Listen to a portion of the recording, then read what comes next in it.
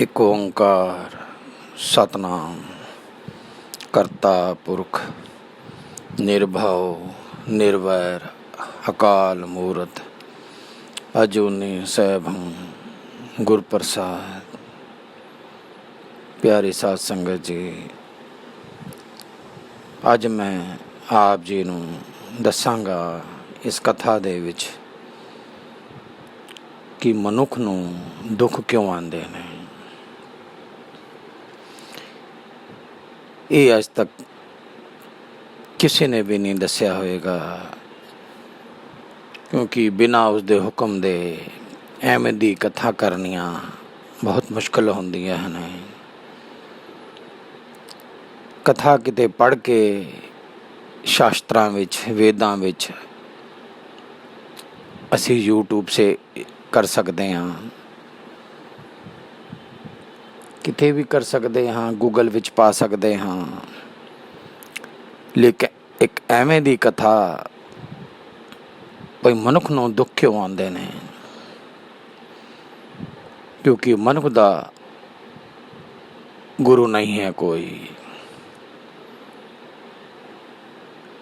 ਹੁਣ ਕਈ ਕਹਿੰਦੇ ਨੇ ਕਿ ਅਸੀਂ ਗੁਰੂ ਗ੍ਰੰਥ ਸਾਹਿਬ ਨੂੰ ਮੰਨਦੇ ਹਾਂ, ਸਿਰਫ ਮੱਥਾ ਟੇਕਣ ਨਾਲ ਗੁਰੂ ਗ੍ਰੰਥ ਸਾਹਿਬ ਦੀ ਸੋਝੀ ਨਹੀਂ ਆਏਗੀ। ਜੇ ਅਸੀਂ ਅਖੰਡ ਪਾਠ ਸਾਹਿਬ ਵੀ ਰੱਖਦੇ ਹਾਂ ਤੇ ਕਿੰਨੀਆਂ ਬੇਤਬੀਆਂ ਹੁੰਦੀਆਂ ਹੋਣਗੀਆਂ, ਸ਼ਾਇਦ ਆਪ ਨੂੰ ਪਤਾ ਹੋਵੇਗਾ, ਜਾਂ ਪਤਾ ਹੁੰਦਿਆਂ ਵੀ ਆਪ ਉਸ ਨੂੰ ਮਨ ਦੇ ਵਿੱਚ ਨਹੀਂ ਬਿਠਾ ਸਕਦੇ। ਜਿੰਨੇ ਵੀ ਪਾਪ ਹੁੰਦੇ ਨੇ ਧਾਰਮਿਕ ਸਥਾਨਾਂ 'ਤੇ ਹੁੰਦੇ ਨੇ। ਜਿੱਥੇ ਧਾਰਮਿਕ ਸਥਾਨ ਹੋਣਗੇ ਉੱਥੇ ਜ਼ਿਆਦਾ ਪਾਪ ਹੋਣਗੇ। ਮੈਂ ਤਾਂ ਆਪਣੇ ਜੀਵਨ ਦੇ ਵਿੱਚ ਐਵੇਂ ਵੀ ਜਗ੍ਹਾ ਦੇਖੀਆਂ ਜਿੱਥੇ ਨਸ਼ੇ ਦੀਆਂ ਚੀਜ਼ਾਂ ਵਿਕਦੀਆਂ ਨੇ, ਉੱਥੇ ਵਿਕਦੀਆਂ ਨੇ ਜਿੱਥੇ ਧਰਮ ਦੇ ਸਥਾਨ ਹੁੰਦੇ ਨੇ, ਪਰ ਉੱਥੇ ਪ੍ਰਲਾ ਵੀ ਆਉਂਦੀ ਹੈ, ਈਸ਼ਵਰ ਵਿਨਾਸ਼ ਵੀ ਕਰਦੇ ਨੇ। ਵੀ ਤੁਸੀਂ ਮੇਰੇ ਸਥਾਨ 'ਤੇ ਕਿਉਂ ਇਹ ਚੀਜ਼ ਕਰਦੇ ਹੋ, ਮੇਰੇ ਸਥਾਨ 'ਤੇ ਕਿਉਂ ਕਰਦੇ ਹੋ। ਪਰ ਮਨੁੱਖ ਨਹੀਂ ਬਣਦਾ, ਉਹ ਨਹੀਂ ਸੁਣਦਾ, ਕਿਉਂਕਿ ਉਹਦੇ ਵਿੱਚ ਕਾਮ, ਕ੍ਰੋਧ, ਲੋਭ, ਮੋਹ, ਅਹੰਕਾਰ ਹੈ। ਉਸਨੇ ਆਪਣੇ ਪਰਿਵਾਰ ਦੀ ਪਾਲਣਾ ਕਰਨ ਲਈ ਇਹ ਸਭ ਕੁਝ ਕਰਨਾ ਹੈ। ਆਪਣੇ ਅੰਦਰ ਇਹ ਨੂੰ ਕਾਇਮ ਕਰਨ ਲਈ ਕਰਨਾ ਹੈ। ਅਹੰਕਾਰ ਹੋਇਆ ਵੀ ਮੇਰੇ ਕੋਲ ਇੰਨਾ ਪੈਸਾ ਹੈ, ਮੇਰੇ ਕੋਲ ਇੰਨੀ ਜਾਇਦਾਦ ਹੈ, ਉਸਨੇ ਸਰਬ ਕਰਮ ਕਰਨੇ ਨੇ। ਅਸੀਂ ਨਾਮ ਕਲਯੁਗ ਨੂੰ ਦਿੰਦੇ ਹਾਂ, ਠੀਕ ਹੈ, ਕਲਯੁਗ ਦਾ ਸਮੇਂ ਹੈ। ਮਨ ਕੋ ਕੁਛ ਜੀਵਨ ਦੇ ਲਈ ਪੈਸਾ ਕਮਾਉਣ ਨੂੰ ਪਤਾ ਕਿੰਨੇ ਕੁ ਬੁਰੇ ਕਰਮ ਕਰਦਾ ਹੋਵੇਗਾ, ਬਹੁਤ ਬੁਰੇ ਕਰਮ ਕਰਦਾ ਹੈ। ਸਮੇਂ ਸਮੇਂ 'ਤੇ ਰੱਬ ਉਸਨੂੰ ਉਸਦੇ ਦਿੱਤੇ ਕਰਮ ਦੀ ਸਜ਼ਾ ਵੀ ਦਿੰਦਾ ਹੈ। ਮਨੁੱਖ ਨੂੰ ਉਸ ਨੂੰ ਮੰਨਣ ਨੂੰ ਤਿਆਰ ਨਹੀਂ ਹੁੰਦਾ। ਮਨੁੱਖ ਉਸ ਨੂੰ ਮੰਨਣ ਨੂੰ ਤਿਆਰ ਨਹੀਂ ਹੁੰਦਾ ਕਿ ਮੈਂ ਬੁਰੇ ਕਰਮ ਵੀ ਕਰ ਰਿਹਾ ਵਾਂ। ਉਹ ਤੇ ਕਹਿ ਰਿਹਾ ਮੈਂ ਆਪਣੇ ਪਰਿਵਾਰ ਦੀ ਪਾਲਣਾ ਲਈ ਸਭ ਕੁਝ ਕਰ ਰਿਹਾ ਵਾਂ, ਮੇਰਾ ਪਰਿਵਾਰ ਸੁਖੀ ਰਹੇ। ਉਸ ਨੂੰ ਕੋਈ ਮਤਲਬ ਨਹੀਂ ਹੈ ਕਿ ਜਿਸ ਨਾਲ ਉਹ ਪੈਸਾ ਕਮਾ ਰਿਹਾ ਹੈ ਉਸ ਵਿੱਚ ਇਨਸਾਨ ਨੂੰ, ਦੂਜੇ ਇਨਸਾਨਾਂ ਨੂੰ ਕਿੰਨਾ ਕੁ ਦੁੱਖ ਹੋ ਰਿਹਾ ਹੋਵੇਗਾ। ਉਸ ਨੂੰ ਉਸ ਨਾਲ ਕੋਈ ਮਤਲਬ ਨਹੀਂ ਹੈ। ਉਸ ਨੂੰ ਸਿਰਫ ਆਪਣੇ ਪਰਿਵਾਰ ਦੀ ਪਾਲਣਾ ਨਾਲ ਮਤਲਬ ਹੈ ਕਿ ਮੇਰੇ ਕੋਲ ਕਿੰਨਾ ਪੈਸਾ ਹੈ ਜਾਂ ਮੈਂ ਕਿੰਨਾ ਸੁਖੀ ਹਾਂ। ਉਹ ਕਿਸੇ ਦੂਸਰੇ ਦੀ ਚਿੰਤਾ ਨਹੀਂ ਕਰਦਾ। ਫਿਰ ਉਸ ਨੂੰ ਈਸ਼ਵਰ ਸਜ਼ਾ ਦਿੰਦਾ ਹੈ, ਉਸ ਨੂੰ ਸਜ਼ਾ ਦਿੰਦਾ ਹੈ ਦੁਨਿਆਵੀ ਕੁਛ ਹੋਰ ਦੁੱਖ ਦੇ ਕੇ, ਕੁਛ ਹੋਰ ਦੁੱਖ ਦੇ ਕੇ। ਇਸ ਕਰਕੇ ਮਨੁੱਖ ਨੂੰ ਦੁੱਖ ਆਉਂਦੇ ਨੇ। ਇੱਕ ਗੱਲ ਹੋਰ ਹੈ ਕਿ ਮਨੁੱਖ ਜਿੰਨੇ ਵੀ ਕਰਮ ਕਰ ਰਿਹਾ ਉਸ ਨੂੰ ਮੰਨਣ ਨੂੰ ਤਿਆਰ ਨਹੀਂ ਹੁੰਦਾ। ਉਹ ਕਹਿ ਰਿਹਾ ਹੈ ਸਭ ਕੁਝ ਜਾਇਜ਼ ਹੈ ਕਿਉਂਕਿ ਮੈਂ ਆਪਣੇ ਪਰਿਵਾਰ ਲਈ ਕਰ ਰਿਹਾ ਹਾਂ। ਇੱਕ ਸਮੇਂ ਆਉਂਦਾ ਹੈ ਉਸ ਦਾ ਪਰਿਵਾਰ ਹੀ ਉਸ ਨੂੰ ਛੱਡ ਦਿੰਦਾ ਹੈ। ਉਸ ਨੂੰ ਉਸ ਨਾਲ ਮਤਲਬ ਨਹੀਂ ਹੈ। ਉਸ ਨੂੰ ਉਸ ਨਾਲ ਮਤਲਬ ਨਹੀਂ ਹੈ ਕਿ ਉਹ ਕਿੰਨੇ ਕੁ ਇਸ ਕਰਮ ਨੂੰ ਕਰਦਿਆਂ ਹੋਇਆਂ ਜੀਵਨ ਦੇ ਵਿੱਚ ਪਾਪ ਕਰ ਰਿਹਾ ਹੈ। ਉਸ ਨੂੰ ਕੋਈ ਮਤਲਬ ਨਹੀਂ ਹੈ। ਜਦ ਅੰਤ ਸਮੇਂ ਆਉਂਦਾ ਹੈ ਤੇ ਉਹ ਮੌਤ ਤੋਂ ਵੀ ਡਰਦਾ ਹੈ। ਉਸ ਨੂੰ ਪਤਾ ਲੱਗ ਜਾਂਦਾ ਹੈ ਕਿ ਮੈਂ ਹੁਣ ਸਵਾਸ ਛੋੜਨ ਲੱਗਾ ਵਾਂ।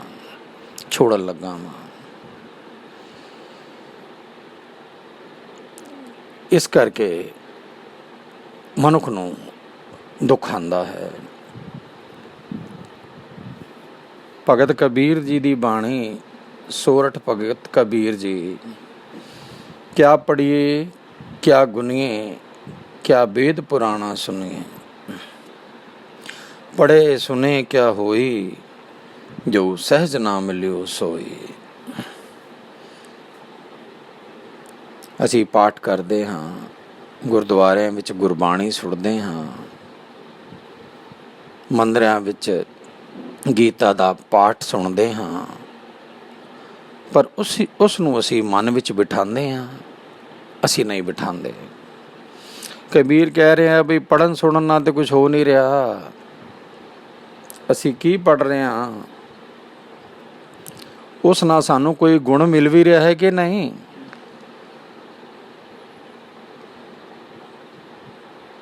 ਵੀ ਵੇਦਾਂ ਦਾ ਗਿਆਨ ਸਾਨੂੰ ਆ ਰਿਹਾ ਹੈ ਕਿ ਨਹੀਂ? ਨਹੀਂ ਆ ਰਿਹਾ। ਫਿਰ ਕਬੀਰ ਜੀ ਕਹਿੰਦੇ ਪੜ੍ਹੇ ਸੁਨੇ ਕਿਆ ਹੋਈ, ਜੋ ਸਹਿਜ ਨਾ ਮਿਲਿਓ ਸੋਈ। ਅਸੀਂ ਗੁਰਬਾਣੀ ਪੜ੍ਹ ਰਹੇ ਹਾਂ, ਵੇਦਾਂ ਨੂੰ ਪੜ੍ਹ ਰਹੇ ਹਾਂ, ਸੁਣ ਰਹੇ ਹਾਂ, ਲੇਕਿਨ ਸਾਨੂੰ ਗਿਆਨ ਦੀ ਪ੍ਰਾਪਤੀ ਨਹੀਂ ਹੋ ਰਹੀ। ਕਿਉਂ? ਕਿਉਂਕਿ ਸਾਨੂੰ ਈਸ਼ਵਰ ਦੀ ਪ੍ਰਾਪਤੀ ਨਹੀਂ ਹੋ ਰਹੀ। ਚਲੋ ਮੈਨੂੰ ਦੱਸੋ ਕਿੰਨੇ ਕੁ ਮਨੁੱਖ ਨੇ ਜਿਨ੍ਹਾਂ ਨੂੰ ਈਸ਼ਵਰ ਦੀ ਪ੍ਰਾਪਤੀ ਹੋਈ ਹੈ? ਫਿਰ ਅਸੀਂ ਗ੍ਰੰਥਾਂ ਦੇ ਵੱਲ ਜਾਵਾਂਗੇ। ਅਸੀਂ ਕਹਿ ਸਕਦੇ ਹਾਂ ਕਿ ਗੁਰੂ ਨਾਨਕ ਨੂੰ ਪ੍ਰਾਪਤੀ ਹੋਈ ਈਸ਼ਵਰ ਦੀ। ਸਾਡੇ 10 ਗੁਰੂ ਜਿਨ੍ਹਾਂ ਨੂੰ ਈਸ਼ਵਰ ਦਾ ਵਰਦਾਨ ਸੀ, ਈਸ਼ਵਰ ਦੀ ਪ੍ਰਾਪਤੀ ਉਹਨਾਂ ਨੂੰ ਹੋਈ। ਸਾਡੇ ਗੁਰੂ ਗ੍ਰੰਥ ਸਾਹਿਬ ਦੇ ਵਿੱਚ 16 ਭਗਤ ਨੇ ਜਿਨ੍ਹਾਂ ਨੂੰ ਈਸ਼ਵਰ ਦੀ ਪ੍ਰਾਪਤੀ ਹੋਈ। ਭਗਤ ਰਵਿਦਾਸ ਜੀ, ਭਗਤ ਕਬੀਰ ਜੀ, ਭਗਤ ਨਾਮਦੇਵ ਜੀ, 16 ਭਗਤਾਂ ਦੀ ਬਾਣੀ ਹੈ। ਉਹਨਾਂ ਨੂੰ ਈਸ਼ਵਰ ਦੀ ਪ੍ਰਾਪਤੀ ਹੋਈ। ਇਸ ਸਮੇਂ ਦੇ ਵਿੱਚ ਕਿਸੇ ਮਨੁੱਖ ਨੂੰ ਈਸ਼ਵਰ ਦੀ ਪ੍ਰਾਪਤੀ ਹੋਈ ਹੈ? ਨਹੀਂ ਹੋਈ ਹੈ। ਇੱਕ ਮੈਂ ਬੁਰਾ ਵਚਨ ਹੋਰ ਬੋਲ ਰਿਹਾ ਕਿ ਨਾ ਹੀ ਹੋਏਗੀ, ਕਿਉਂਕਿ ਜਿਹੜਾ ਅਸੀਂ ਪੜ੍ਹ ਰਹੇ ਹਾਂ ਗੁਰਬਾਣੀ,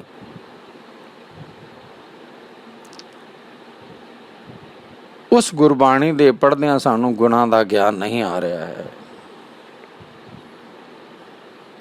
ਜਿਹੜੀ ਗੁਰਬਾਣੀ ਅਸੀਂ ਸੁਣ ਰਹੇ ਹਾਂ ਉਹਦਾ ਵੀ ਗਿਆਨ ਸਾਨੂੰ ਨਹੀਂ ਆ ਰਿਹਾ ਹੈ, ਕਿਉਂਕਿ ਅੰਦਰੋਂ ਕ੍ਰੋਧ ਨਹੀਂ ਜਾ ਰਿਹਾ ਹੈ, ਲੋਭ ਨਹੀਂ ਜਾ ਰਿਹਾ, ਮੋਹ ਨਹੀਂ ਜਾ ਰਿਹਾ, ਅਹੰਕਾਰ ਨਹੀਂ ਜਾ ਰਿਹਾ। ਜਦ ਤੱਕ ਇਹ ਪੰਚੋਰ ਸਾਡੇ ਸਰੀਰ ਦੇ ਵਿੱਚ ਹੈ, ਇਸ ਦਾ ਮਤਲਬ ਹੋਇਆ ਕਿ ਸਾਨੂੰ ਰੱਬ ਦੀ ਪ੍ਰਾਪਤੀ ਨਹੀਂ ਹੋ ਰਹੀ।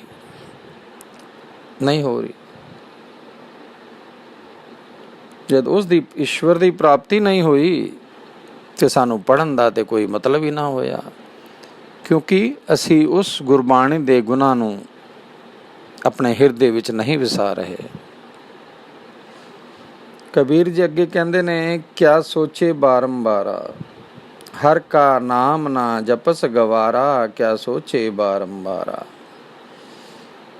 ਬਈ ਹਰੀ ਦਾ ਨਾਮ ਤੇ ਜਪ ਨਹੀਂ ਰਿਹਾ ਹੈ, ਸੋਚਦਾ ਬਹੁਤ ਕੁਛ ਹੈ, ਬਹੁਤ ਕੁਛ ਸੋਚਦਾ ਹੈ, ਮੈਂ ਇਹ ਵੀ ਕਰਨਾ ਹੈ, ਮੈਂ ਇਹ ਵੀ ਕਰਨਾ ਹੈ। ਪਾਠ ਕਰਦਿਆਂ ਵੀ ਯੁਕਤੀ ਨਹੀਂ ਲੱਗਦੀ, ਧਿਆਨ ਨਹੀਂ ਟਿਕਦਾ। ਕਿਉਂ ਨਹੀਂ ਟਿਕਦਾ? ਕਿਉਂਕਿ ਉੱਥੇ ਮੋਹ ਆ ਰਿਹਾ ਹੈ। ਹਲਕਾ ਜਾਂ ਕਿਤੇ ਖੜਕਾ ਵੀ ਹੋਏਗਾ, ਸਾਨੂੰ ਦੇਖਣਾ ਪੈਂਦਾ ਹੈ ਮੇਰਾ ਕਿਤੇ ਬੱਚਾ ਡਿੱਗ ਤੇ ਨਹੀਂ ਪਿਆ। ਫਿਰ ਉਸ ਬਾਣੀ ਦਾ, ਗੁਰਬਾਣੀ ਦਾ ਅਸਰ ਨਹੀਂ ਹੋਏਗਾ, ਕਿਉਂਕਿ ਉੱਥੇ ਵੀ ਮੋਹ ਹੈ ਮਨੁੱਖ ਨੂੰ। ਬਈ ਕੀ ਸੋਚ ਰਿਹਾ ਬਾਰ ਬਾਰ, ਕਿਸ ਲਈ ਸੋਚ ਰਿਹਾ? ਸਭ ਕੁਝ ਨਸ਼ਵਰ ਹੈ, ਸਾਰਿਆਂ ਦਾ ਨਾਸ਼ ਹੋ ਜਾਏਗਾ, ਸਭ ਦਾ ਨਾਸ਼ ਹੋ ਜਾਏਗਾ। ਅੰਧਿਆਰੇ ਦੀਪਕ ਚਾਹੀਏ, ਇੱਕ ਬਸਤ ਗੋਚਰ ਲਹੀਏ।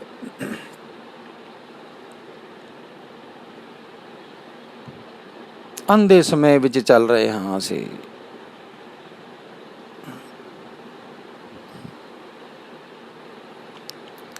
ਇਸ ਦੀਪਕ ਦੇ ਵਿੱਚ ਥੋੜੀ ਜਿਹੀ ਹੀ ਜੋਤ ਰਹਿ ਗਈ ਹੈ। ਬਈ ਕਿੰਨੀ ਕੁ ਉਮਰ ਹੋਏਗੀ ਮਨੁੱਖ ਦੀ? 70 ਸਾਲ, 80 ਸਾਲ। ਜਾਣਾ ਉਸ ਨੂੰ ਪਏਗਾ, ਉਸ ਨੂੰ ਜਾਣਾ ਪਏਗਾ। ਬਹੁਤ ਵੱਡੇ ਪਲਾਨ ਬਣਾਉਂਦਾ ਹੈ, ਮੈਂ ਇਹ ਕਰਨਾ ਹੈ, ਮੈਂ ਇਹ ਕਰਨਾ ਹੈ। ਬਈ ਤੂੰ ਜੀਣਾ ਹੀ ਇੰਨਾ ਹੈ, ਉਹਦੇ ਬਾਅਦ ਕੀ ਹੋਏਗਾ? ਕੀ ਹੋਏਗਾ? ਕਰਮ ਤੇ ਕੋਈ ਨਾ ਕਰਕੇ ਗਿਆ, ਤੂੰ ਕਰਮ ਤੇ ਕੋਈ ਨਾ ਕਰਕੇ ਗਿਆ, ਵੀ ਕੀ ਹੋਏਗਾ ਤੇਰਾ? ਘਟ ਦੀਪਕ ਰਿਹਾ ਸਮਾਈ, ਕਹਿ ਕਬੀਰ ਅਬ ਜਾਨੀਆਂ, ਜਬ ਜਾਨੀਆਂ ਤੂੰ ਮਨ ਮਾਨੀਆਂ। ਇਹ ਜੀਵਨ, ਮਨੁੱਖੀ ਜੀਵਨ ਦਾ ਦੀਪਕ ਬੁੱਝਣ ਵਾਲਾ ਹੈ। ਮੈਂ ਦੱਸਿਆ ਕਿ 70 ਸਾਲ ਉਮਰ ਹੋਏਗੀ, ਜ਼ਿਆਦਾ 80 ਸਾਲ ਹੋਏਗੀ। ਆਉਣ ਵਾਲਾ ਜਿਹੜਾ ਸਮੇਂ ਹੈ, ਮਨੁੱਖ ਦੀ ਉਮਰ 60 ਸਾਲਾਂ ਤੋਂ ਜ਼ਿਆਦਾ ਨਹੀਂ ਹੋਏਗੀ,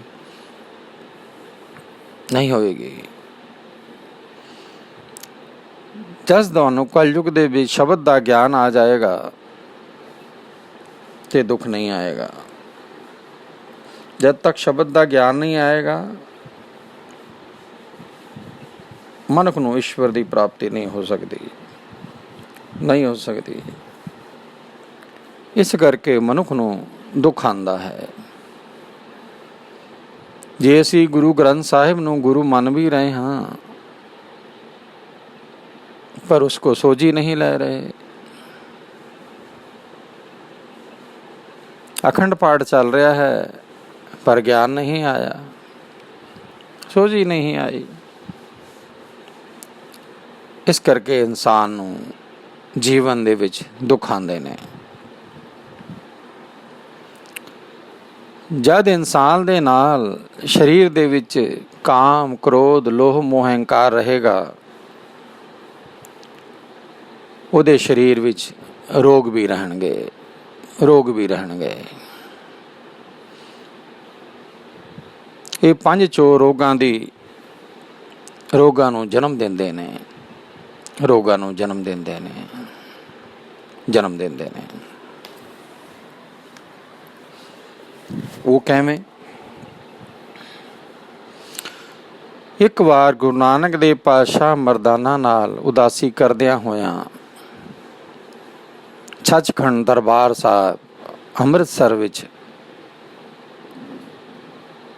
ਉੱਥੇ ਨੇੜਿਓਂ ਨਿਕਲੇ ਜਿੱਥੇ ਅਸੁਭਾਵੇਮਾਨ ਸਰੋਵਰ ਹੈ, ਜਿੱਥੇ ਬ੍ਰਹਮਾ, ਵਿਸ਼ਨੂੰ, ਮਹੇਸ਼ ਨੇ ਵੀ ਸੇਵਾ ਕੀਤੀ, ਹਰ ਦੀ ਪੌੜੀ ਦੇ ਉੱਪਰ।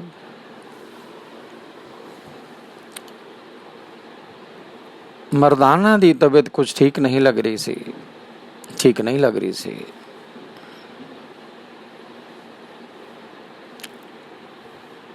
ਤੇ ਗੁਰੂ ਨਾਨਕ ਨੂੰ ਉਹਨਾਂ ਨੇ ਕਿਹਾ, ਇਹ ਪਾਤਸ਼ਾਹ, ਮੈਨੂੰ ਲੱਗ ਰਿਹਾ ਮੇਰੀ ਤਬੀਅਤ ਠੀਕ ਨਹੀਂ ਹੈ, ਮੇਰਾ ਪੂਰਾ ਸਰੀਰ ਕੰਬ ਰਿਹਾ ਹੈ, ਪੂਰਾ ਸਰੀਰ ਕੰਬ ਰਿਹਾ ਹੈ, ਪੂਰਾ ਸਰੀਰ ਕੰਬ ਰਿਹਾ ਹੈ। ਇਹ ਕਥਾਵਾਂ ਮੈਂ ਆਪਣੇ ਆਤਮਿਕ ਸੋਝੀ ਨਾਲ ਕਰਦਾ ਵਾਂ, ਮੈਂ ਕਿਤੇ ਪੜ੍ਹ ਕੇ ਨਹੀਂ ਕਰਦਾ ਵਾਂ। ਇਹ ਕਥਾਵਾਂ ਜਦ ਮੈਂ ਛੋਟਾ ਸੀ ਆਪਣੇ ਬਜ਼ੁਰਗਾਂ ਤੋਂ ਮੈਂ ਸੁਣਿਆ ਸੀ, ਮੈਂ ਪੜ੍ਹਦਾ ਨਹੀਂ ਹਾਂ।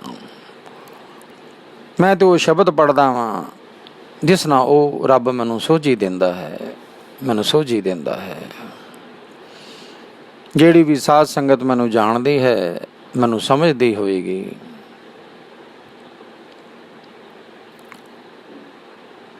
ਬਜ਼ੁਰਗ ਜਿੰਨੇ ਵੀ ਮੇਰੇ ਪਰਿਵਾਰ ਦੇ ਵਿੱਚ ਬਜ਼ੁਰਗ ਸੀ, ਉਹਨਾਂ ਤੋਂ ਮੈਂ ਕਥਾਵਾਂ ਸੁਣੀਆਂ ਨੇ। ਗੁਰੂ ਨਾਨਕ ਦੇਵ ਪਾਤਸ਼ਾਹ ਨੇ ਦੇਖਿਆ, ਅੰਤਰਜਾਮੀ ਸੀ ਉਹ, ਇੱਕ ਕੁੰਡ ਹੈਗਾ। ਮਰਦਾਨਾ ਨੂੰ ਕਿਹਾ, ਹੇ ਮਰਦਾਨਾ, ਇੱਥੋਂ ਜਲ ਲੈ ਕੇ ਪੀ ਲੈ, ਇਹ ਜਲ ਆਪਣੇ ਮਸਤਕ ਤੇ ਲਾ ਲੈ। ਮਰਦਾਨਾ ਨੇ ਦੇਖਿਆ ਕੁੰਡ ਖੁੱਲ੍ਹਾ ਹੋਇਆ ਸੀ, ਉਹ ਤਲਾਬ ਖੁੱਲ੍ਹਿਆ ਹੋਇਆ ਸੀ ਤੇ ਉਹਦੇ ਵਿੱਚ ਕਾਫੀ ਮਿੱਟੀ ਗੰਦਗੀ ਸੀ। ਏਕ ਨੇ ਕਹੀ ਦੂਸਰੇ ਨੇ ਮਾਨੀ, ਨਾਨਕ ਕਹਿ ਗਏ ਦੋਨੋਂ ਬ੍ਰਹਮ ਗਿਆਨੀ। ਗੁਰੂ ਨਾਨਕ ਦੇਵ ਪਾਤਸ਼ਾਹ ਨੇ ਜਦ ਮਰਦਾਨਾ ਨੂੰ ਕਿਹਾ, ਉਸਨੇ ਨਹੀਂ ਸੁਣਿਆ। ਉਸਨੇ ਥੋੜਾ ਜਿਹਾ ਮੂੰਹ ਬਣਾ ਲਿਆ ਕਿ ਵੀ ਇਹ ਗੰਦਾ ਪਾਣੀ ਮੈਂ ਕਿਵੇਂ ਪੀ ਲਵਾਂ, ਮੇਰੀ ਤਾਂ ਤਬੀਅਤ ਪਹਿਲੇ ਹੀ ਠੀਕ ਨਹੀਂ ਹੈ, ਮੈਂ ਕਿਵੇਂ ਪੀ ਲਵਾਂ। ਉਹ ਗੁਰੂ ਨਾਨਕ ਦੇ ਪਿੱਛੇ ਪਿੱਛੇ ਫਿਰ ਚੱਲਣ ਲੱਗੇ। ਅੱਗੇ ਜਾ ਕੇ ਸਥਾਨ ਤੇ ਇੱਕ ਸਥਾਨ ਤੇ ਉਹ ਰੁਕ ਗਏ। ਉੱਥੇ ਹੋਰ ਜ਼ਿਆਦਾ ਉਹਨਾਂ ਦੀ ਮਰਦਾਨਾ ਦੀ ਤਬੀਅਤ ਖਰਾਬ ਹੋਣ ਲੱਗੀ, ਕੰਬਣ ਲੱਗੇ ਕਿਉਂਕਿ ਹਰਿਮੰਦਰ ਸਾਹਿਬ ਦਾ ਸਰੋਵਰ ਦਾ ਉਹ ਜਲ ਉਹਨਾਂ ਨੇ ਪੀਤਾ ਨਹੀਂ। ਉਸ ਸਮੇਂ ਛੋਟਾ ਜਿਹਾ ਕੁੰਡ ਸੀ। ਉਹਨਾਂ ਨੇ ਫਿਰ ਮਰਦਾਨਾ ਨੂੰ ਕਿਹਾ, ਮਰਦਾਨਾ ਤੂੰ ਉਹ ਅੰਮ੍ਰਿਤ ਕਿਉਂ ਨਹੀਂ ਪੀਤਾ? ਮਰਦਾਨਾ ਨੇ ਕਿਹਾ, ਮੈਂ ਸਮਝਿਆ ਨਹੀਂ, ਆਪ ਜੀ ਕੀ ਫਰਮਾਨ ਕਰ ਰਹੇ ਹੋ? ਜਿੱਥੋਂ ਮੈਂ ਆਪ ਤੈਨੂੰ ਅੰਮ੍ਰਿਤ ਪੀਣ ਨੂੰ ਕਿਹਾ ਸੀ, ਉੱਥੋਂ ਤੈਨੂੰ ਅੰਮ੍ਰਿਤ ਪੀਣਾ ਚਾਹੀਦਾ ਸੀ, ਉਹ ਕੁੰਡ ਦੇ ਵਿੱਚੋਂ। ਮਰਦਾਨਾ ਨੇ ਕਿਹਾ, ਪਰ ਤੇ ਉਹ ਬਹੁਤ ਗੰਦਾ ਪਾਣੀ ਸੀ। ਉਹ ਗੰਦਾ ਇਸ ਲਈ ਕੀ ਸੀ ਕਿ ਉਹਦਾ ਕੋਈ ਧਿਆਨ ਨਹੀਂ ਸੀ ਰੱਖਦਾ, ਉਹ ਖੁੱਲ੍ਹਾ ਹੋਇਆ ਹੈ। ਇੱਕ ਸਮਾਂ ਆਏਗਾ, ਇਸ ਅੰਮ੍ਰਿਤ ਵਿੱਚ ਦੁਨੀਆ ਤਰ ਜਾਏਗੀ। ਉਹ ਜਿਹੜਾ ਸਥਾਨ ਸੀ ਜਿੱਥੇ ਅੰਮ੍ਰਿਤ ਕੁੰਡ ਹੈ, ਉਸ ਸਥਾਨ ਦੇ ਉੱਪਰੋਂ ਕੋਈ ਪਕਸ਼ੀ ਵੀ ਨਿਕਲ ਜਾਏਗਾ, ਉਹ ਵੀ ਜਨਮਾਂ ਜਨਮ ਤਰ ਜਾਏਗਾ, ਉਹ ਸਵਰਗਵਾਸੀ ਹੋ ਜਾਏਗਾ। ਮਰਦਾਨਾ ਨੂੰ ਦੁੱਖ ਹੋਇਆ। ਥੋੜੀ ਹੀ ਦੂਰ ਜਾ ਕੇ ਰੁਕੇ ਸੀ। ਮਰਦਾਨਾ ਵਾਪਸ ਉਸ ਤਲਾਬ ਦੇ ਕੰਢੇ ਗਿਆ। ਉਸਨੇ ਚੁੱਲ੍ਹੀ ਭਰ ਕੇ ਉਹ ਅੰਮ੍ਰਿਤ ਛਕਿਆ ਤੇ ਮਸਤਕ ਤੇ ਲਾਇਆ। ਉਸ ਦੇ ਬਾਅਦ ਉਹ ਠੀਕ ਹੋ ਗਏ। ਕਹਿਣ ਦਾ ਭਾਵ ਹੈ, ਗੁਰੂ ਦਾ ਕਹਿਣਾ ਮੰਨਣਾ ਚਾਹੀਦਾ ਹੈ। ਹੁਣ ਅਸੀਂ ਕਹਿੰਦੇ ਹਾਂ ਕਿ ਗੁਰੂ ਮਾਨਿਓ ਗ੍ਰੰਥ, ਪਰ ਅਸੀਂ ਗੁਰੂ ਦਾ ਕਹਿਣਾ ਨਹੀਂ ਮੰਨਦੇ। ਅੰਮ੍ਰਿਤ ਵੇਲੇ ਦਰਬਾਰ ਸਾਹਿਬ ਦੇ ਵਿੱਚ ਹੁਕਮ ਆਉਂਦਾ ਹੈ, ਅਸੀਂ ਸਿਰਫ ਸੁਣਦੇ ਹਾਂ, ਕਿਆ ਪੜ੍ਹੀਏ ਕਿਆ ਗੁਨੀਏ ਕਿ ਵੇਦ ਪੁਰਾਣਾ ਸੁਣੀਏ। ਬਈ ਕੀ ਪੜ੍ਹਿਆ ਤੇ ਕੀ ਸੁਣਿਆ? ਸਿਰਫ ਹੁਕਮਨਾਮਾ ਸੁਣ ਲਿਆ ਜਾਂ ਹੁਕਮਨਾਮੇ ਨੂੰ ਪੜ੍ਹ ਲਿਆ? ਸੋਝੀ ਦੇ ਨਾਲ ਲਈ ਮਨੁੱਖ ਜਦ ਦਰਬਾਰ ਸਾਹਿਬ ਤੋਂ ਵਾਪਸ ਘਰ ਜਾਂਦੇ ਨੇ, ਉਸ ਸ਼ਬਦ ਦਾ ਭਾਵ ਅਰਥ, ਉਸ ਪਰਮਾਤਮਾ ਦੇ ਹੁਕਮ ਦਾ ਸ਼ਬਦ ਅਰਥ ਸਮਝ ਹੀ ਨਹੀਂ ਆਇਆ। ਇਸ ਕਰਕੇ ਮਨੁੱਖ ਬਿਮਾਰ ਹੋ ਜਾਂਦਾ ਹੈ, ਕਿਉਂਕਿ ਗੁਰੂ ਨਹੀਂ, ਆਤਮਿਕ ਗੁਰੂ ਨਹੀਂ। ਜਦ ਕਿ ਸਿੱਖ ਨੂੰ ਗੁਰੂ ਮਾਨਿਓ ਗ੍ਰੰਥ ਸ਼ਬਦ ਦੀ ਸੋਝੀ ਲੈਣੀ ਚਾਹੀਦੀ ਹੈ, ਪਰ ਮਨੁੱਖ ਨਹੀਂ ਲੈਂਦਾ। ਇਸ ਕੇ ਸਰੀਰ ਦੇ ਵਿੱਚ ਇਸ ਕਰਕੇ ਰੋਗ ਆਉਂਦੇ ਨੇ, ਕਸ਼ਟ ਆਉਂਦੇ ਨੇ।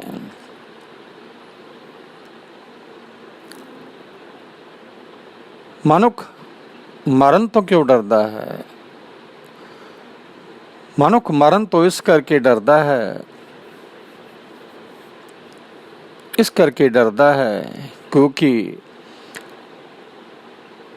समय समय ते मनुख ਨੂੰ ਗਿਆਨ ਹੁੰਦਾ ਹੈ ਕਿ ਉਸਨੇ ਕੋਈ ਅੱਛਾ ਕਰਮ ਕੀਤਾ ਹੈ ਨਹੀਂ।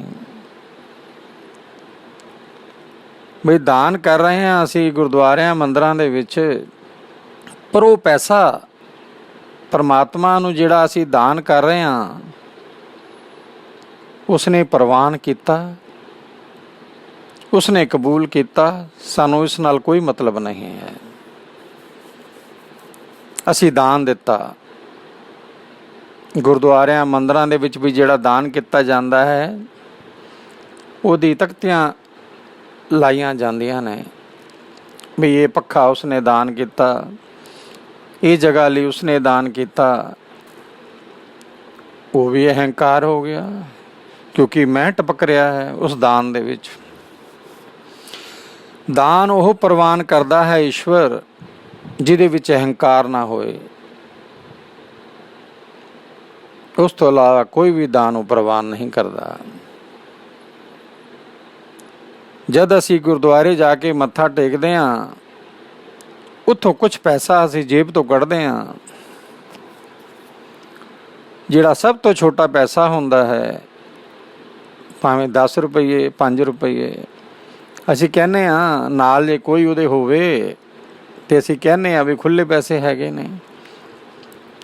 ਬਈ ਜਦ ਦੇ ਹੋ ਰਿਹਾ ਹੈ ਤੇ ਖੁੱਲ੍ਹੇ ਪੈਸੇ ਕਿਉਂ? ਮਾਰ ਹੱਥ ਜੇਬ ਵਿੱਚ ਕੱਢ ਪੈਸੇ ਜਿੰਨਾ ਵੀ ਉਸਨੇ ਦਿੱਤਾ ਹੈ, ਕਿਉਂਕਿ ਦੇ ਹੀ ਹੋ ਰਿਹਾ ਹੈ। ਦੇਣ ਦਾ ਦਾਤਾ ਏਕ ਹੈ ਸਭ ਕੋ ਦੇਵਨਹਾਰ, ਦੇਂਦੇ ਤੋਟ ਨਾ ਹੋਈ ਅਗਨਤ ਭਰੇ ਭੰਡਾਰ। ਅਗਨਤ ਭਰੇ ਭੰਡਾਰ, ਜਿਸ ਦਾ ਦਿੱਤਾ ਖਾਵਣਾ ਤਿਸ ਕਹੀਏ ਸਾਬਾਸ। ਦੇ ਹੀ ਹੋ ਰਿਹਾ ਹੈ, ਕਰ ਹੀ ਹੋ ਰਿਹਾ ਹੈ, ਪਰ ਮਨੁੱਖ ਮੰਨਦਾ ਨਹੀਂ। ਜੀਵਨ ਰਸਤੇ ਚਲਦਿਆਂ ਮਨੁੱਖ ਨੂੰ ਪਤਾ ਲੱਗ ਜਾਂਦਾ ਹੈ ਸਮੇਂ ਸਮੇਂ 'ਤੇ ਕਿ ਮੈਂ ਕੋਈ ਅੱਛਾ ਕਰਮ ਨਹੀਂ ਕਰ ਰਿਹਾ। ਕਲਯੁਗੀ ਪ੍ਰਭਾਵ ਦੇ ਕਾਰਨ ਮਨੁੱਖ ਨੂੰ ਇਹ ਹੁੰਦਾ ਹੈ ਕਿ ਮੈਂ ਦਾਨ ਕੀਤਾ, ਮੈਂ ਇੱਥੇ ਕੀਤਾ, ਮੈਂ ਉੱਥੇ ਕੀਤਾ, ਲੇਕਿਨ ਅੰਦਰ ਜਿਹੜਾ ਉਹਦੇ ਚੋਰ ਉਹ ਦੱਸ ਰਿਹਾ ਹੁੰਦਾ ਹੈ। ਜਿੰਨਾ ਵੀ ਅਸੀਂ ਗੁਰਦੁਆਰਿਆਂ ਵਿੱਚ ਮੱਥਾ ਟੇਕਦੇ ਹਾਂ, ਗੁਰਬਾਣੀ ਨੂੰ ਸੁਣਦੇ ਹਾਂ, ਉਸ ਨਾਲ ਜਿਹੜੀ ਵੀ ਸੋਝੀ ਆਉਂਦੀ ਹੈ ਉਹਨੂੰ ਪਤਾ ਲੱਗਦਾ ਮੈਂ ਕੋਈ ਕਰਮ ਜ਼ਿੰਦਗੀ ਵਿੱਚ ਅੱਛਾ ਨਹੀਂ ਕੀਤਾ। ਮਨੁੱਖ ਦਾ ਜਦ ਅੰਤ ਸਮੇਂ ਆਉਂਦਾ ਹੈ ਉਸਨੂੰ ਬਹੁਤ ਘਬਰਾਹਟ ਹੁੰਦੀ ਹੈ। ਉਹਨੂੰ ਸਭ ਕੁਝ ਦਿਖਦਾ ਹੈ ਕਿ ਮੈਂ ਕੁਝ ਕਰਮ ਅੱਛਾ ਨਹੀਂ ਕੀਤਾ। ਇਸ ਕਰਕੇ ਮਨੁੱਖ ਮੌਤ ਨੂੰ ਯਾਦ ਕਰਕੇ ਹਮੇਸ਼ਾ ਡਰਦਾ ਹੈ। ਉਹ ਡਰਦਾ ਰਹੇਗਾ ਕਿਉਂਕਿ ਕੋਈ ਕਰਮ ਹੀ ਨਹੀਂ ਕੀਤਾ, ਕੋਈ ਕਰਮ ਹੀ ਨਹੀਂ ਕੀਤਾ, ਕੋਈ ਕਰਮ ਨਹੀਂ ਕੀਤਾ। ਜਿਹੜਾ ਦਾਨ ਵੀ ਦਿੱਤਾ ਹੈ ਉਹ ਅਹੰਕਾਰ ਨਾਲ ਦਿੱਤਾ ਹੈ। ਜੇ ਗੁਰਦੁਆਰੇ ਗਿਆ ਵੀ ਹੈ ਤੇ ਮਜਬੂਰੀ ਵਿੱਚ ਗਿਆ ਹੈ, ਕਿਉਂਕਿ ਡਰ ਹੈ ਇਨਸਾਨ ਨੂੰ ਵੀ ਇੱਕ ਦਿਨ ਮੇਰਾ ਇੱਕ ਸਮਾਂ ਆਏਗਾ ਮੈਨੂੰ ਇਹ ਸਵਾਸ ਛੋੜਨੇ ਪੈਣਗੇ। ਉਹ ਡਰ ਕੇ ਜਾ ਰਿਹਾ ਹੈ। ਸ਼ਰਧਾ ਨਾਲ ਤੇ ਕੋਈ ਵਿਰਲਾ ਹੀ ਹੈ ਜਿਹੜਾ ਜਾਂਦਾ ਹੈ, ਕੋਈ ਵਿਰਲਾ ਹੀ ਹੈ ਜਿਹੜਾ ਜਾਂਦਾ ਹੈ। ਇਸ ਕਰਕੇ ਉਸਨੂੰ ਮੌਤ ਦਾ ਭੈ ਸਤਾਉਂਦਾ ਹੈ। ਬਈ ਮਨੁੱਖ ਅੱਜ ਕੱਲ੍ਹ ਕਿਉਂ ਨਹੀਂ ਅੰਮ੍ਰਿਤ ਰੱਖ ਕੇ ਸ਼ਬਦ ਨੂੰ ਜਪ ਕੇ ਗੁਰੂ ਗ੍ਰੰਥ ਸਾਹਿਬ ਦੇ ਸਾਹਮਣੇ ਅੰਮ੍ਰਿਤ ਰੱਖ ਕੇ ਉਸ ਜਲ ਨੂੰ ਪੀ ਕੇ ਠੀਕ ਹੁੰਦਾ? ਨਹੀਂ ਹੋਏਗਾ, ਕਿਉਂਕਿ ਉਸ ਨੂੰ ਵਿਸ਼ਵਾਸ ਹੀ ਨਹੀਂ ਹੋਏਗਾ ਕਿ ਇਸ ਅੰਮ੍ਰਿਤ ਨਾਲ ਮੈਂ ਠੀਕ ਹੋ ਸਕਦਾ ਹਾਂ। ਉਹ ਡਾਕਟਰ ਕੋਲ ਜਾਏਗਾ। ਜਿੱਥੇ ਮਨੁੱਖ ਦਾ ਵਿਸ਼ਵਾਸ ਨਹੀਂ ਹੁੰਦਾ ਉੱਥੇ ਉਸ ਅੰਮ੍ਰਿਤ ਨੇ ਕੰਮ ਨਹੀਂ ਕਰਨਾ। ਦੁੱਖ ਭੰਜਨੀ ਸਾਹਿਬ ਦੇ ਵਿੱਚ ਹਜ਼ਾਰਾਂ ਸੰਗਤ ਮੱਥਾ ਟੇਕ ਰਹੀ ਹੈ, ਜਾ ਰਹੀ ਹੈ, ਉੱਥੇ ਇਸ਼ਨਾਨ ਕਰ ਰਹੀ ਹੈ, ਪਰ ਉਹਨਾਂ ਦੇ ਰੋਗ ਠੀਕ ਹੋ ਰਹੇ ਨੇ। ਉਹ ਕਿਉਂ ਨਹੀਂ ਹੋ ਰਹੇ? ਕਿਉਂਕਿ ਸ਼ਰਧਾ ਨਹੀਂ ਹੈ ਮਨੁੱਖ ਦੇ ਵਿੱਚ। ਜੇ ਸ਼ਰਧਾ ਨਹੀਂ ਹੈ ਤੇ ਮਨੁੱਖ ਦਾ ਰੋਗ ਠੀਕ ਨਹੀਂ ਹੋਏਗਾ। ਉਹ ਫਿਰ ਡਾਕਟਰ ਕੋਲ ਜਾਏਗਾ। ਈਸ਼ਵਰ 'ਤੇ ਭਰੋਸਾ ਨਹੀਂ ਹੈ ਇਨਸਾਨ ਨੂੰ, ਮਨੁੱਖ 'ਤੇ ਵਿਸ਼ਵਾਸ ਹੈ, ਮਨੁੱਖ 'ਤੇ ਭਰੋਸਾ ਹੈ। ਇਸ ਕਰਕੇ ਉਹ ਮਰਨ ਤੋਂ ਡਰਦਾ ਹੈ। और अजकल के डॉक्टर भी आप जानते हो, पहले तो सारे टेस्ट कराएंगे तुहाडे कोल, क्योंकि उसनों भी मोह है, उसनों भी पैसा चाहिए है। कई डॉक्टरां नूं तो पता होएगा इनू की बीमारी है, मैं किहड़ी दवाई देनी है, पर वो टेस्ट कराएगा, संपूर्ण नहीं है। वो इस संसार दे विच संपूर्ण सिर्फ ईश्वर की शक्ति है, उस विधाता की शक्ति है। मनुख संपूर्ण नहीं हो सकता, संपूर्ण नहीं हो सकता, क्योंकि उसनों शब्द का ज्ञान नहीं है, शब्द की सोझी नहीं है। जिस मनुख नूं शब्द की सोझी नहीं है, शब्द का ज्ञान नहीं है, वो संपूर्ण नहीं हो सकता, नहीं हो सकता।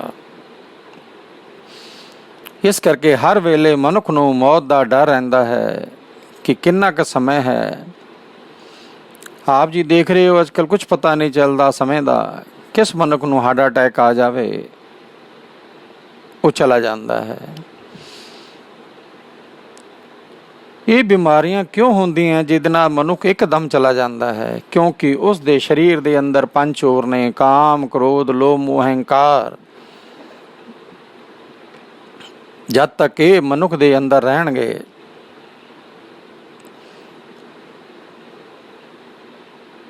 मनुख नूं रोग रहणगे, शारीरिक रोग रहणगे उन्हां नूं। ये तां ही निकल सकते ने जे शब्द का ज्ञान ते सानूं विश्वास रहेगा कि इस शब्द नाल ये जिहड़ी गुरबाणी मैं सुन रहा वां, इस नाल मैनूं सुख मिलेगा, सुख मिलेगा। विश्वास विच ही ईश्वर की शक्ति है। जे विश्वास नहीं करोगे तो मौत का भय रहेगा।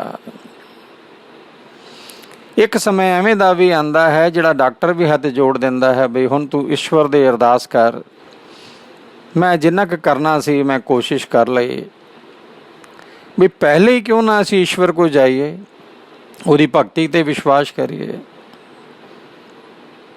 अंत समय असीं ईश्वर कोल जाने हां, जिथे डॉक्टर मना कर दिंदा है कि मैं कुछ नहीं कर सकता, मना कर दिंदा है।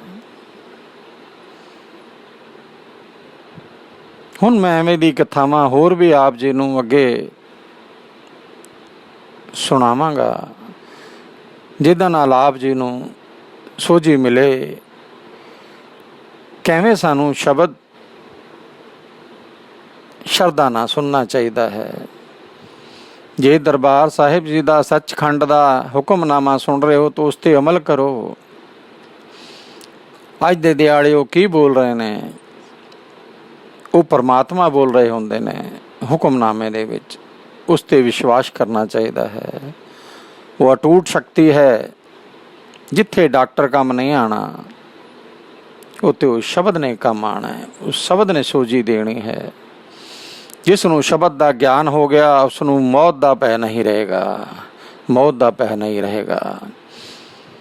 अज तो बाद जिहड़ियां भी मैं कथावां करांगा वो पढ़ी हुई नहीं होणगियां, नहीं होणगियां। अंतर ज्ञान ना होणगियां, क्योंकि शब्द की जिसनों सोझी हो जाती है वो परमात्मा आपे ही ज्ञान दिंदा है, आपे ही ज्ञान दिंदा है। मैं अरदास करांगा साध संगत नूं शब्द का ज्ञान आवे, शब्द की सोझी आवे, गुरु मान्यो ग्रंथ। अगली कथा मैं फिर पावांगा। मेरा चैनल सबसक्राइब कर लेना, जिस नाल होर भी मैं आप जी नूं कथा सुना सकां, असल विच जीवन की है आप जी नूं दस सकां। वाहिगुरु जी का खालसा, वाहिगुरु जी की फतेह।